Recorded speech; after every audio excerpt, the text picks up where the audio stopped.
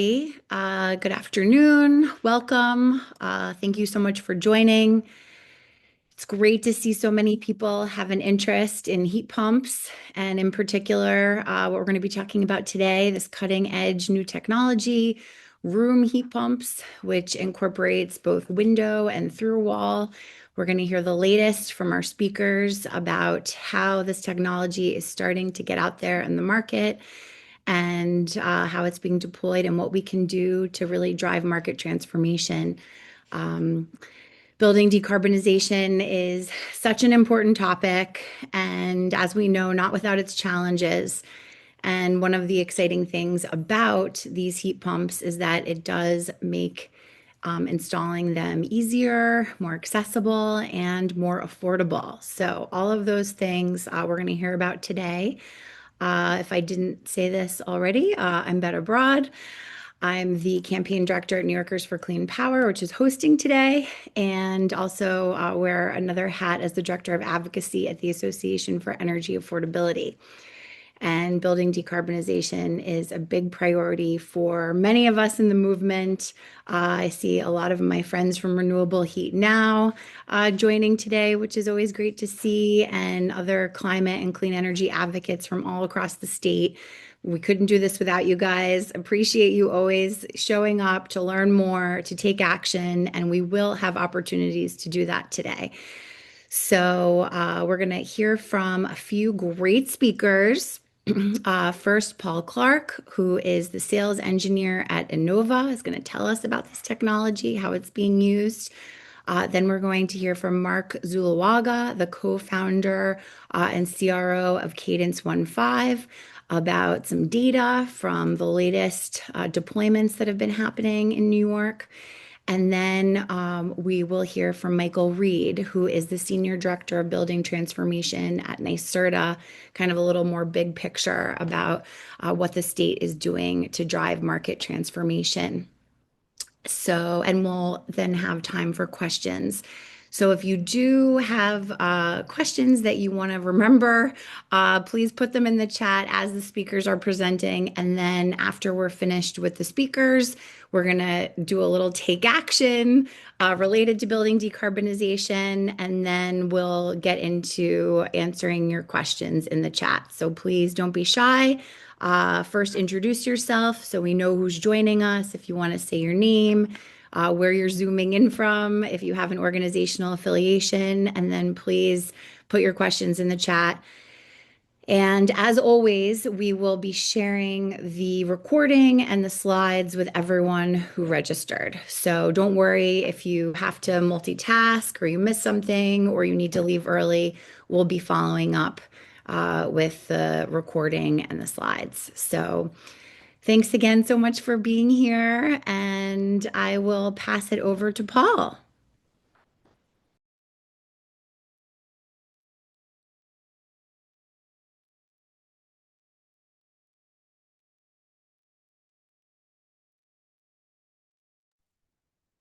Paul, we can't hear you. I think you're muted.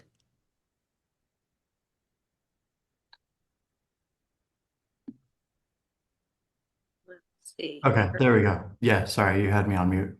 Oh, sorry. Yeah. Our bad. Yep. We want you to talk, but we're not letting you talk. Yeah, Okay, no, please.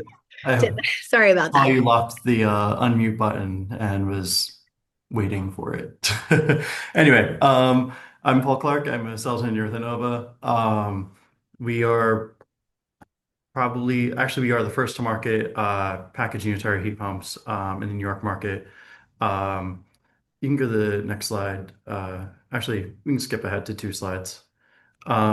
So the old way of doing things, which, is still viable in some cases, but with new refrigerant regulations is a lot more difficult, was to install VRF systems where you'd have your outdoor rooftop units where you have your condenser unit, and then you'd be running this piping throughout the entire building. Um, Again, used to be non-issue with new A2L refrigerants like R32. There's a higher flammability, meaning that you can't pipe as much refrigerant throughout the building, which is where we come in. Can you go to the next slide? So what we've basically produced again, sorry, I'll step back for a second. We are Innova, where everything's manufactured in Italy. Um, we have a showroom down here in Manhattan where I'm located right now. And New York has kind of been our largest market in the world. And we're very happy to be involved in all the large multifamily and hotel projects here. So what our units do is essentially they take your outdoor condenser and your indoor fan coil and they package that all into a single unit. Um, this is just a through wall, 2 8-inch round openings or a few other modifications, which I'll get into later. You can go to the next slide. So this is what we provide at the moment. Down at the bottom is our wall-mounted unit. That's been the go-to for most buildings we're involved with. Although we are starting to see up top is our ceiling ducted, ceiling suspended. To the left side of the screen is our 1-ton vertical stack and our 2-ton vertical stack. We start seeing a lot of the office residential demand where we're starting to implement our vertical and ceiling units. Um, because they're able to integrate an 80 CFM ERV. What this allows the units to do is essentially air mixing, where you can bring in your outside fresh air as well as exhaust out your bathroom and kitchen exhausts. Um, Now, this used to be, you know, again, I'm very much branded in my presentation, so I will be very pro Innova. But so take this with a grain of salt. I am a salesperson at the end of the day. Um, but with our package units using ERVs, rather than having to have a central riser for your bathroom exhaust, central riser for your kitchen exhaust, and then also running your refrigerant for your fan coils and outdoor condensers, we've essentially just taken it as this is your condenser down at the bottom half, fan coil the top half, supply into the space. And then that ERV is removing those 2 central risers and making the entire apartment completely unitary.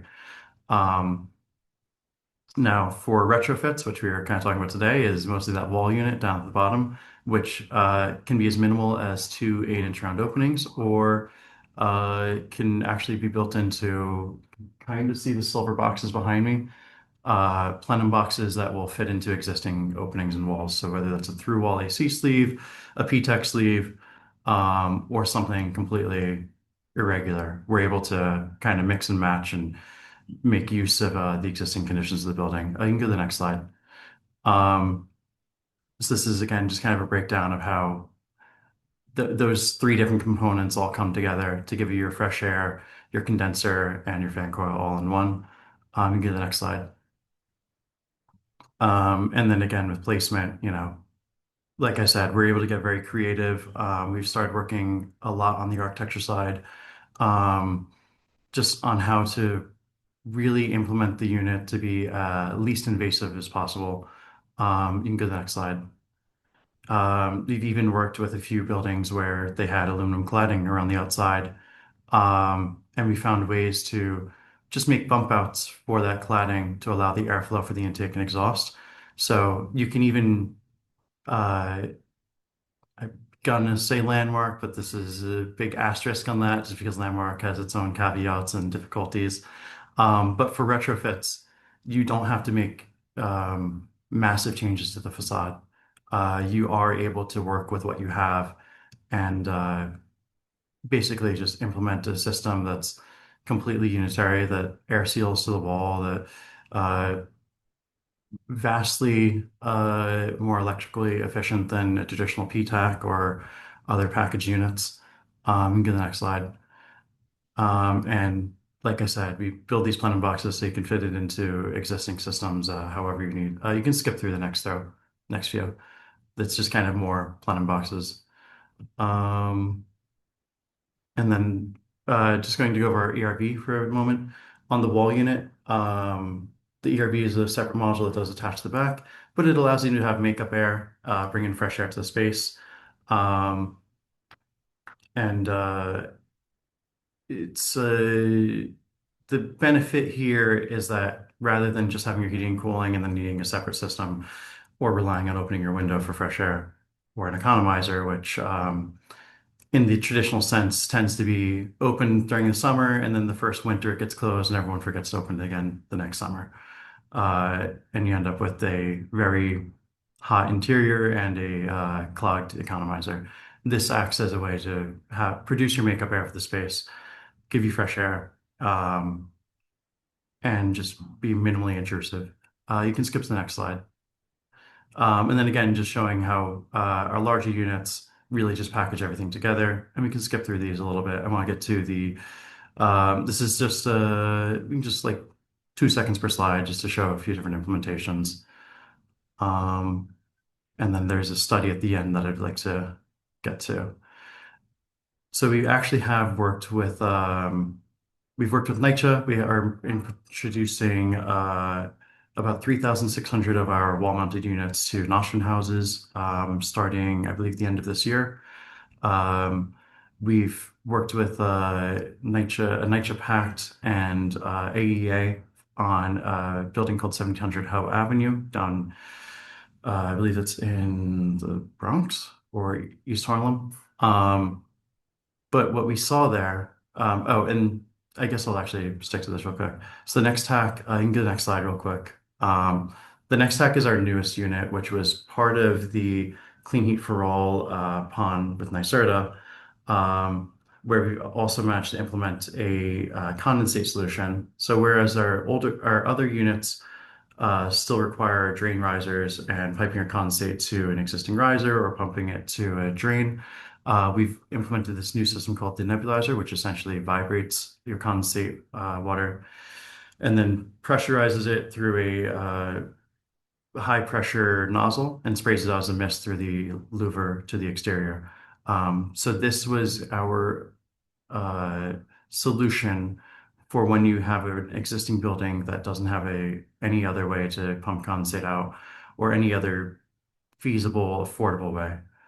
Um, and so in this case, we are able to just run a hose to the end of the louver, spray that condensate as a mist, and because it's coming out high pressure as a mist, you do not have to worry about it dripping down to the sidewalk and icing over in the winter. It will just essentially be carried away in the wind. Um, you can skip to the next one. The condensate in the summer. So in the summer, when your coils are hotter, our units do re-inject condensate over the coils, which keeps them cool. In the winter is when you see the most condensate, just because, or in the winter between 30 and 40 degrees, when you actually have moisture in the air, is when you see the most condensate, which can be up to a half gallon per hour, which is why it's good to be able to expel that through the louver when possible. Someone asked how expensive are they? Depends on how many you're getting, to be honest with you. NYCHA doesn't pay the same price as someone buying one unit, so it's always a negotiation there. How many amps? 20 amps. Sorry, 20 amps at 115 volts, 15 amps at 220 volts, 20 amps if you have, we have a backup electric heat strip, which we do recommend for New York, just because that is the way a heat pump works is as the temperature gets lower, there's less heat to recover from the air. Um, and when you get below 10 degrees, that drop off in your capacity tends to be a little more exponential. Um, so we do have a backup heat strip, which allows you to produce electric resistance heat up to 6,000 BTUs when you have those anomaly days below 10 degrees. Um, the the fun part about that is it's against energy code to run a heat pump and electric resistance heat at the same time when the heat pump is able to maintain set point. So that backup heat logic is that only when you're not making set point and your coils are below 111, meaning that the unit's been running for a while and it's not making set point. That's when it works. As soon as you're back at set point, that's illegal, it's off. You can go to the next slide. So this is 1700 Howe Avenue. This was a project that we did in partnership with AEA and NYCHA. I'm going to say the final number at the start, and I'm going to put a little asterisk next to it. There's a 90% reduction in electric consumption. Where that 90% came from is essentially this was a steam heat building. Um, there's a minimum temperature that has to be provided for every apartment. The first floor might get a little hot because the fifth floor said they're feeling cold. So the first floor starts opening up their windows. Now more hot air is leaving the building, and fifth floor says they're cold again. So crank the heat up. Second floor opens their windows, crank the heat up. Third floor opens their windows, crank the heat up. Fourth floor opens their windows. You see where I'm going? When we installed our system, they decommissioned the steam and were able to close the windows, and that's where you see that 90% reduction. And it's really as simple as that. It's just air sealing the space, um, giving independent control to the tenants is the difference maker. It's where you see that reduction. It's where you see the operations for the building come down. We can skip to the next slide. So this was a little bit of background about the about the retrofit for the electric system. So it was originally a two-pipe steam system. And like I said, just leaky envelope and windows were being opened all the time during the winter. We installed 238 of our units. It says Epica. We just changed our name back to INNOVA, but same thing. Um, the bedrooms received the 115 volt and the living rooms received 208 volt units. You can skip to the next slide. This is how everything looked, you know, as minimally invasive as possible. Um, we were for this project, I believe it's the two 8-inch round openings on the exterior on the facade. There are also Mitchell Lama buildings that we're working with now that have through wall AC sleeves that we'll just repurpose those through wall AC sleeves again, just to make it as minimal as possible. You can go to the next slide. And so then this is just showing, 103 kilobTUs per square foot per year versus 7.4 per year after our units, just because that 90% reduction came from people having control over their heat and cooling. Um, the challenges with shifting utility costs from owner to the tenant. Oh, that's actually a really good question. I'm glad that one just popped up. Um, so in affordable buildings, we are able to essentially create a relay where if the tenant is submetered, you can have heating go to the building meter, cooling go to the tenant submeter, until the law changes where cooling will be provided affordable as well. For market rate, um, the switching the heating and cooling costs over to the tenant has not been too drastic, simply because compared to a traditional PTAC, and I don't have the study just because actually I'm not allowed to share the study, but I can share the results of the study without telling you whose study it was. Um, we did a 40-day test of our unit versus a traditional PTAC unit. And in that 40-day period, the traditional PTAC used about 638 kilowatt hours, whereas our unit used about 228 kilowatt hours.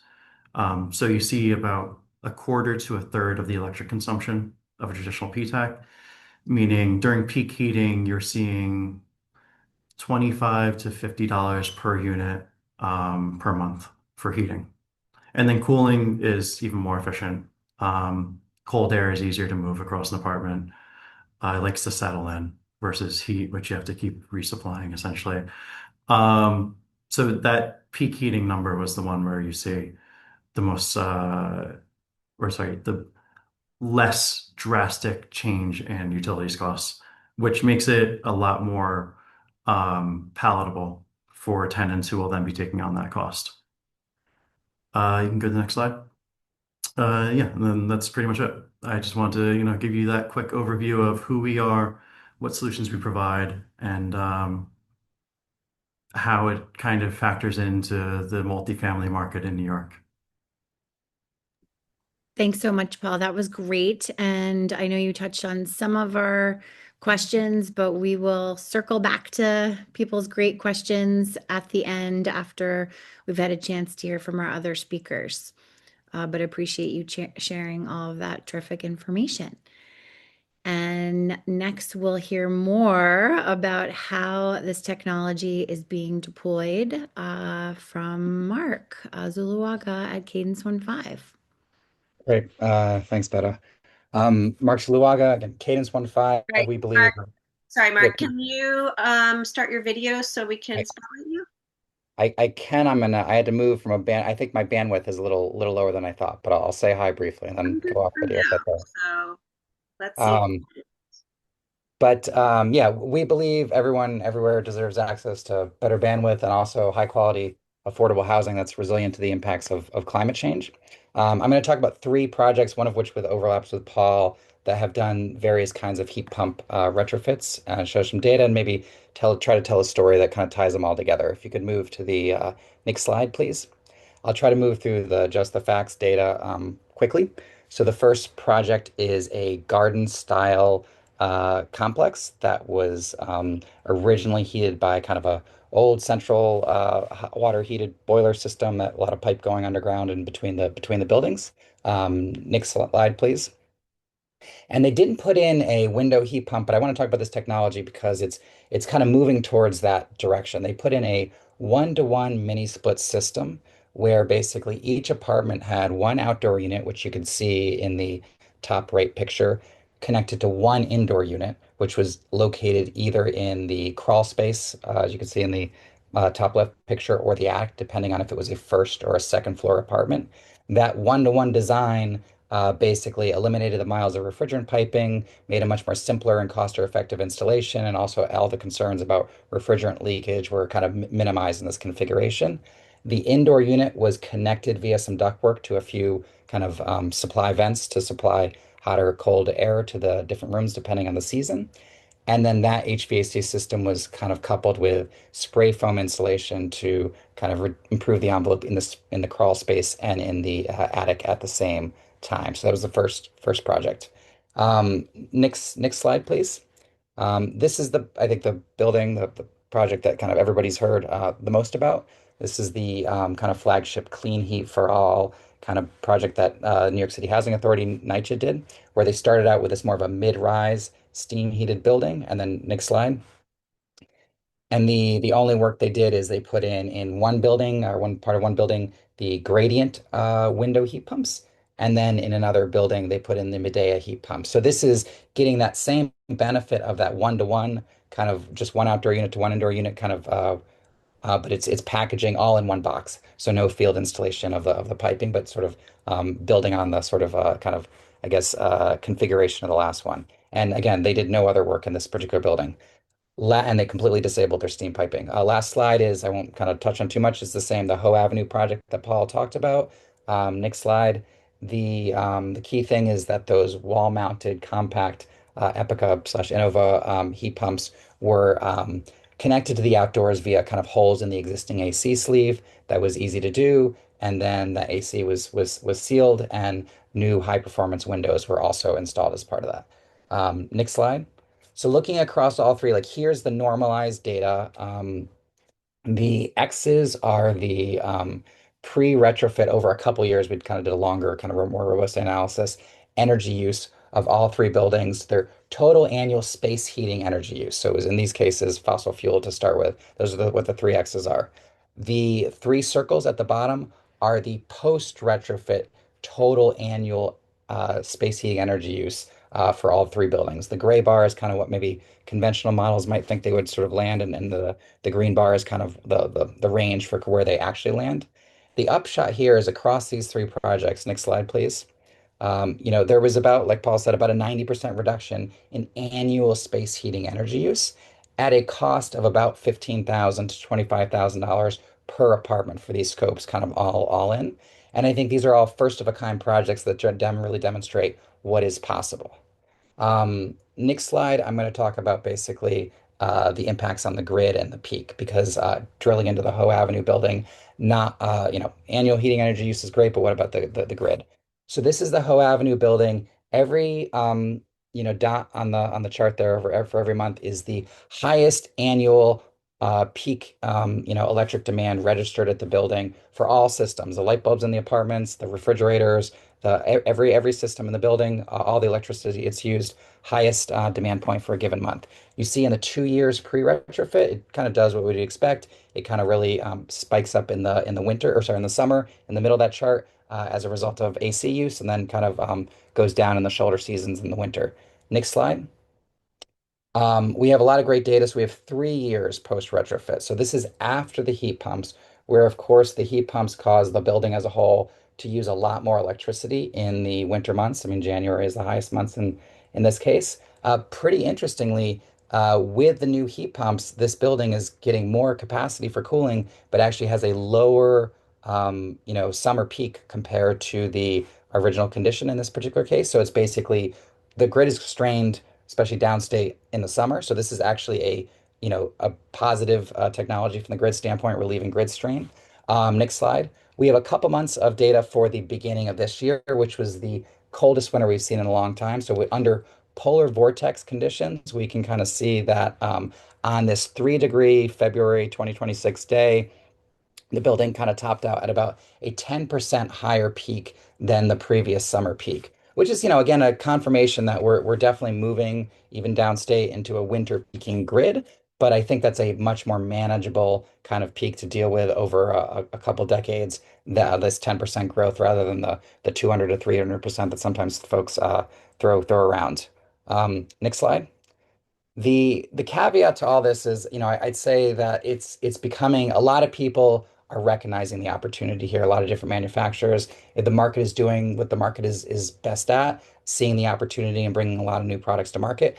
I want to, it's a bit of like the Wild West, and I want to kind of flag that, this is backwards looking data I've shared on kind of equipment that's been in service in buildings for a few years. I think it's a great thing that all these new manufacturers are coming to the market. We don't yet have data on them. There's a new sheriff in town you'll hear about for a second, Michael Reed, who's going to talk about how he's going to get the performance data on this new class of technologies that'll ultimately give New Yorkers kind of more choice and have more data, but we don't have that yet.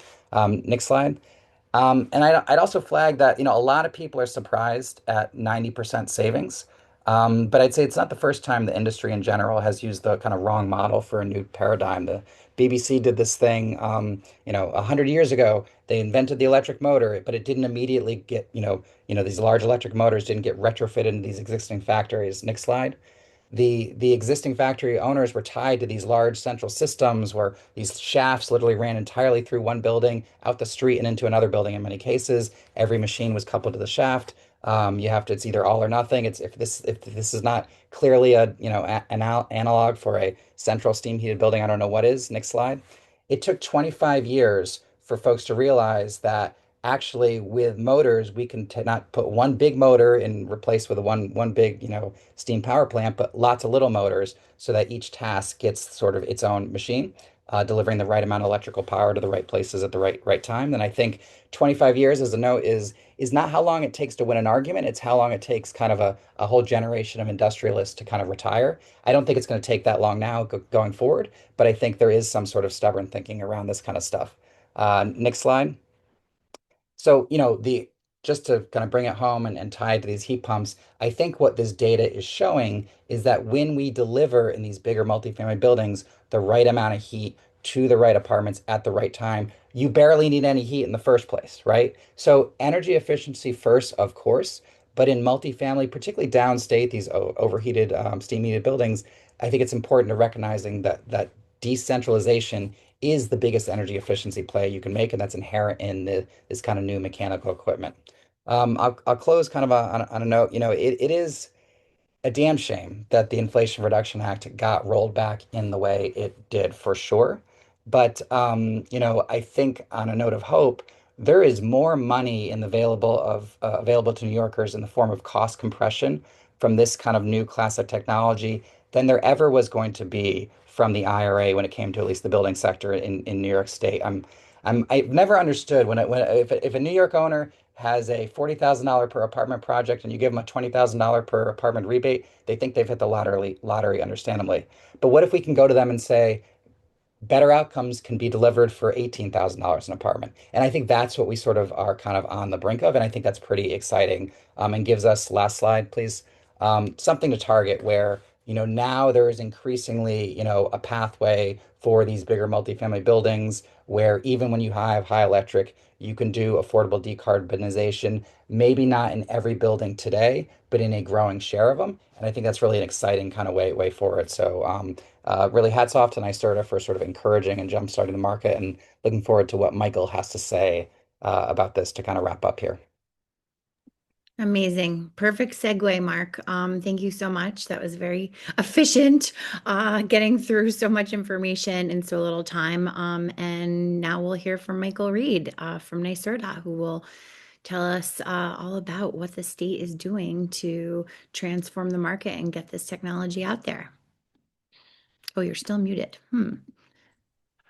All right. Hi, I'm good, Betta. Thank Oh, you. good. Okay. Thank you, Mark, and thank you, Paul. Mark, I don't think I've ever been called a sheriff before, so I appreciate it.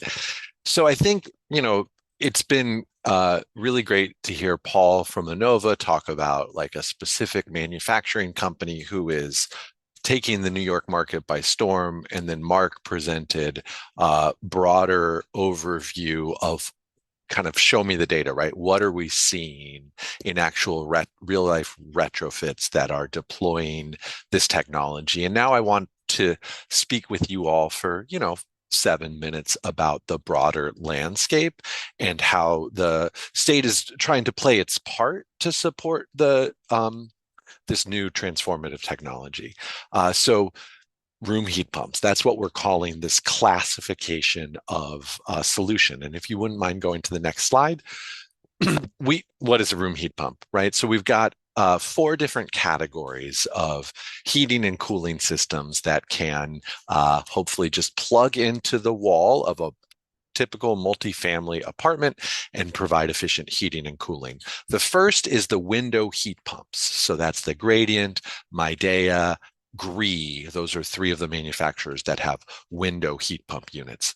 Then we have the standard size package terminal heat pumps. So think about the last time you went to a hotel room and you had this thing rattling periodically through the night. That's like your traditional PTHP. We also, in New York City in particular, have what's called a hydronically heated package terminal heat pump. So that's where you've got the package terminal heat pump for the cooling, and then you have a big fan coil that sits on top of that package terminal heating. And there's usually a boiler in the basement that's feeding hot water or steam to that fan coil unit in the winter, and it's blowing that hot air into the apartment. And then we have these through wall heat pumps. And for those of you like me who live in a multifamily rental building, you've wondered periodically, why do I have these massive penetrations in a wall right below my window? And it's because that's a form factor that's actually very common in New York City multifamily. So what we as an industry are really trying to do is deliver highly efficient and relatively affordable heating and cooling solutions that can fit the 4 form factors that you're looking at on the screen. And so next, I'm going to talk to you a little bit about where we stand on that trajectory. So first, we've already shouted out NYCHA, but I just want to give them their flowers because they really deserve it. So 2018, 2019, the New York City Housing Authority was looking at how do we affordably transition our building stock into a more energy efficient and sustainable mode of operation and do it in a way that saves us money. And so they worked with the New York State Energy Research and Development Authority, NYSERDA, as well as our partners at NYPA, the New York Power Authority, to go out and challenge the manufacturing community to develop a window saddle heat pump that could meet the needs of the NYCHA building stock. And as the data showed from Mark's slide, we're looking at, several years of performance data at this point and seeing energy savings that are north of 75%, at least on a heating basis, relative to their aging and inefficient central steam system. And so that was the inspiration for our future work in this area. And just to highlight, as excited as we are about this technology area, we are also in a world in which we have relatively limited performance data. And that performance data is very much specific to New York City. So to our friends in, Western New York, Capital District, North Country, et cetera, we are actively interested in particular multifamily buildings that would be interested in piloting this technology, because we really feel it's critical to get better performance data before we really start scaling these things up, because I think it goes without saying, the worst outcome here is to leave New Yorkers cold in the winter, right? So we really do, as an industry, need to get this data, publish it, and feel comfortable that these can serve as full load heating solutions across our great state. So that's what we're trying to do. Next slide, please. So we have partnerships, right? I think I just cannot emphasize this enough. This is all about partnerships. It's about partnerships with building owners and operators, partnerships with the tenants who are deploying these units, and critically, partnerships with manufacturers who are taking some risk. They see a profit opportunity, but there's risk associated with developing a new product. And so we see one of our important roles is helping to support manufacturers in developing these new products and support those initial field demonstrations to gather the data to show the potential as we look to scale these solutions up. So here you see some of the partnerships that we've established. I think we would say we're open for business for other manufacturers to step forward who want to deploy their units in New York in a way that meets their New York, the needs of our New York building owners and operators and occupants. And you can, we are finally in the 21st century here at NYSERDA. You can take a picture of our QR code and get more information about the very specific products that we are supporting. There are various stages of prototyping or ready for deployment. You can also learn more about these companies. Next slide, please. Oh, the text. I wonder if you hit next, does the text show up? Nope, it doesn't. Okay. I don't know what happened here, but one thing I wanted to call out is that we have a partnership with Syracuse. They have a center of excellence, and we're doing a third-party lab testing project with them. So they are going to take these products, these prototype units, run them through a series of tests up in Syracuse to really demonstrate what the seasonal coefficient of performance is for these units. One of the challenges that our industry sees with heat pumps is you have coefficient of performance, which is, developed through kind of a standard process, but it doesn't necessarily tell you how your heat pump is going to operate across a season. So that's the type of information and insights we really think are critical in order to help building owners and occupants understand the economics of transitioning to these sorts of heat pumps. And again, apologies, I don't know what happened to the text.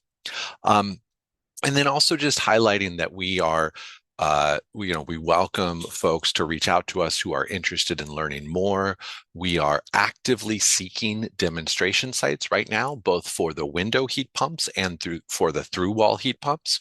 We're most interested in multifamily buildings that are located in climate zones 5 and 6, but we're also very interested in partnerships, co-ops, condos, other downstate entities. Feel free to reach out. And I think the other point is that, if you do live in a multifamily co-op, for example, right now, where you don't have a concern about cost shift, right? And as an owner of the unit, you might be interested in just having more efficient cooling and heating. This is an opportunity that you could also just pursue on your own by contacting the manufacturers. And as Paul alluded to, there's obviously benefits to bulk purchases, but I also just encourage the inquisitive amongst us here to feel free to reach out and talk to these manufacturers. With Paul as an exception, I'm pretty consistently surprised at how a lot of our manufacturer partners just don't understand or aren't as enmeshed in the New York City or New York State market. And so they do really appreciate the opportunity to engage. We just had an expo at the Building Energy Exchange yesterday, actually, where we showed off some of the window heat pumps. And on the 25th, we're going to do the same sort of thing on the through-wall heat pumps. It's really great to be able to touch and see these things. And so in terms of next steps, I just wanted to highlight that we are currently working with our partners to gather a lot more data on the window heat pumps. So kind of the situation is our timelines in the multifamily industry are always longer than one might hope. And so there's several projects that are going through full building deployment of window heat pumps, and then a lot of projects that are doing full building deployment of the INNOVA systems. And so we're beginning to get more and more of that performance data. And I think this upcoming winter is going to be a big one for us. We're going to go from a relatively limited number of apartments that have, winter heating data to a much, much larger volume. So we are going to see a lot more data over the next year. And part of our job is to work with our partners and with you all to make this data accessible and useful to broader stakeholders. And on this last slide, we're just showing the specifications of the various products that we're working with. So a little bit of a eyesore there, but it's going to be in the deck that we send out, and really welcome follow-up questions and comments. And so with that, Betta, I will stop talking. All right. Thank you so much, Michael. That was great. Very exciting. And now I will pass it over to my colleague, Lisa Marshall, who is just going to interrupt briefly our presentation here on room heat pumps and talk a little bit about what you can do now to support building decarbonization. Lisa, are you still there? Did a tornado Nope, come to your house? tornado Okay. did not Okay. come. Thanks, Betta, and thanks to such great presenters. We have a lot of questions in the chat. We'll try to get to as many as we possibly can. So most of the people on this call know that we have been promoting gas heating in New York for many decades. And one of the ways that we do that is by letting anyone who wants a new gas hookup have that gas hookup for free, or gas line extension as it's technically called, and all the ratepayers pay for that. And those charges collectively are about $600 million a year to extend gas to new buildings or existing buildings that don't have gas. And that actually doesn't even cover all of the costs to ratepayers, because when you expand the gas system, you need to keep up the pressure in those pipes and do other things. So those of us who are concerned about climate and environment and energy costs have worked very hard to end this gas line extension subsidy in New York. And we're so pleased that last year the legislature passed this and Governor Hochul signed it into law. So now the Public Service Commission has released draft regulations because this is supposed to take effect later this year. And the draft regulations are really great. And we want everyone we know to make a comment to say how great they are, to show support for these regs. We know that the gas industry and fossil fuel industry is not going to take this lying down, even though it's already been passed. So please go to this comment link or use the QR code. There's a link in the chat. And just fill out our comment quickly and submit it. It basically just says the draft regs are terrific and we're in support of those. So, we are excited to be subsidizing the move to clean and renewable energy and to stop subsidizing the expansion of the existing and very expensive gas system. And with that, let's move back to Betta for the Q&A with the remaining time.